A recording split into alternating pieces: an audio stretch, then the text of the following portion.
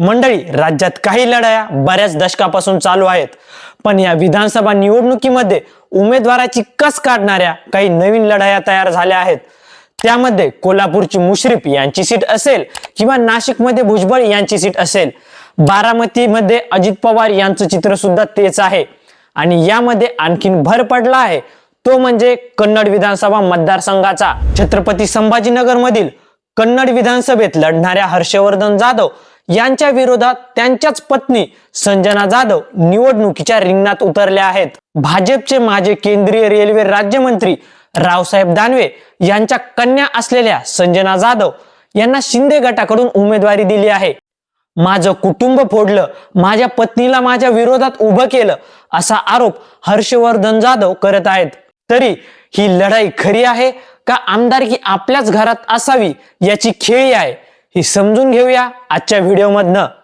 नमस्कार, मी किरण राधा दत्तराव आणि तुम्ही बघताय बोला महाराज। हर्षवर्धन जाधव यांचे वडील रायभान जाधव हे काँग्रेस आणि अपक्ष असे 3 वेळेस आमदार राहिले होते। त्यांना कृषी महर्षी म्हणून ओळखलं जात होतं आणि हर्षवर्धन जाधव हे केंद्रीय मंत्री रावसाहेब दानवे यांचे जावई आहेत। पण काही वर्षापासून ते पत्नीपासून विभक्त झाले आहेत। कायम चर्चेमध्ये असलेले हर्षवर्धन जाधव हे कन्नडचे माजी आमदार देखील राहिले आहेत। त्यांनी मनसेमधून राजकारणाचा प्रवास सुरू केला होता आणि मनसेकडून कन्नड विधानसभेत विजय सुद्धा मिळवला। त्यानंतर त्यांनी शिवसेनेमध्ये प्रवेश केला। त्यांनी 2019च्या लोकसभेत अपक्ष उमेदवारी अर्ज दाखल केला होता आणि त्या निवडणुकीत त्यांनी 2,83,798 एवढी भरघोस मते मिळवली होती, तरी त्यांचा विजय झाला नाही। मात्र चंद्रकांत खैरे यांचा पराभव करण्याच्या पाठीमागे हर्षवर्धन जाधव यांचा मोठा हात होता। मराठा आरक्षणासाठी राजीनामा देणारे ते पहिले आमदार होते। त्यांना लोकसभेच्या टायमिंगला एकनाथ शिंदे यांनी बोलून घेतलं होतं, त्यांच्यासोबत चर्चा देखील केली, पण त्यानंतर हर्षवर्धन जाधव यांनी अपक्ष उमेदवारी अर्ज दाखल केला। त्यांनी कन्नडमधून यावेळेस सुद्धा विधानसभेसाठी अपक्ष उमेदवारी अर्ज भरलेला आहे। तर त्यांच्या समोर त्यांच्याच पत्नी संजना जाधव ह्या उभ्या आहेत। त्या जिल्हा परिषदच्या माजी सदस्य राहिलेल्या आहेत, तर त्या धनुष्यबाण या निशाणीवर लढणार आहेत। कन्नड तालुक्यात त्यांना मानणारा मोठा वर्ग आहे। त्या भाजपकडून लढण्यासाठी प्रयत्न करत होत्या, पण महायुतीच्या समीकरणामुळे ही जागा शिंदेच्या शिवसेनेला सोडण्यात आली। त्यामुळे संजना जाधव यांनी शिवसेनेमध्ये प्रवेश केला आणि त्या तिकिटावर लढण्याची तयारी केली। कन्नडची जागा गेल्या 25 वर्षापासून शिवसेनेकडे राहिली आहे। याच कारणामुळे ही जागा शिंदे गटाला सोडण्यात आली। अर्थात महाविकास आघाडीकडून शिवसेना ठाकरे गटाचे आमदार उदयसिंग राजपूत यांना दुसऱ्या वेळेस उमेदवारी देण्यात आली। 2.5 वर्षापूर्वी शिवसेनेमध्ये झालेल्या बंडावेळी राजपूत यांनी पक्षाशी एकनिष्ठ राहून उद्धव ठाकरे सोबत राहण्याचा निर्णय घेतला। त्यामुळे येथे तिरंगी लढत पाहायला मिळणार आहे। परंतु चर्चा मात्र होत आहे ती म्हणजे संजना जाधव आणि हर्षवर्धन जाधव यांचीच। पण यांची ही लढाई खरी आहे का निवडणुकीचा एक खेळ हे समजत नाहीये।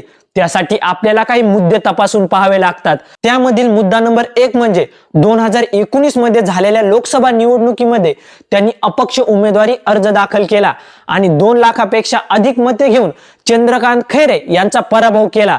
मतांचे विभाजन झाल्यामुळे MIMचे इम्तियाज जलील हे विजय झाले होते। तर काय, समोरच्या उमेदवाराचे हक्काचे मतदान खाण्याची क्षमता ही हर्षवर्धन जाधव यांच्यामध्ये नक्कीच आहे। यावेळेस सुद्धा उदयसिंग राजपूत आणि उद्धव ठाकरे गटाची हक्काची मते खाऊ शकतात आणि संजना जाधव यांना रस्ता मोकळा होऊ शकतो। मुद्दा नंबर 2 म्हणजे जरांगे फॅक्टर। राजकीय विश्लेषकाच्या म्हणण्यानुसार मराठवाड्यात जरांगे फॅक्टर मोठ्या प्रमाणात चालेल असा अंदाज आहे। महाराष्ट्रात पहिल्यांदाच पती आणि पत्नी एकमेकाच्या समोर विधानसभा निवडणुकीत लढताना दिसत आहेत। संजना आणि हर्षवर्धन जाधव हे दोघेही मराठा आहेत आणि येथे मराठा समाजाचे वर्चस्व आहे।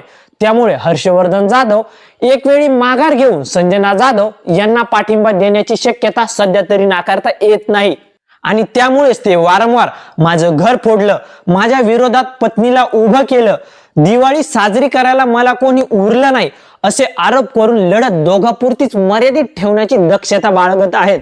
मुद्दा नंबर 3 म्हणजे हर्षवर्धन जाधव यांनी 2020 मध्ये राजकारणातून संन्यास घेतला होता। त्यावेळी त्यांनी आपला राजकीय वारसदार म्हणून पत्नी संजना जाधव यांच्या नावाची घोषणा केली होती। आता हे 3 मुद्दे तुम्हीच तपासून ठरवा की ही लढत खरी आहे का आमदारकी घरात ठेवण्याची खेळी आहे. आणि कमेंट करून सांगायला विसरू नका. व्हिडिओ जर आवडला असेल तर चॅनलला सबस्क्राईब नक्की करा.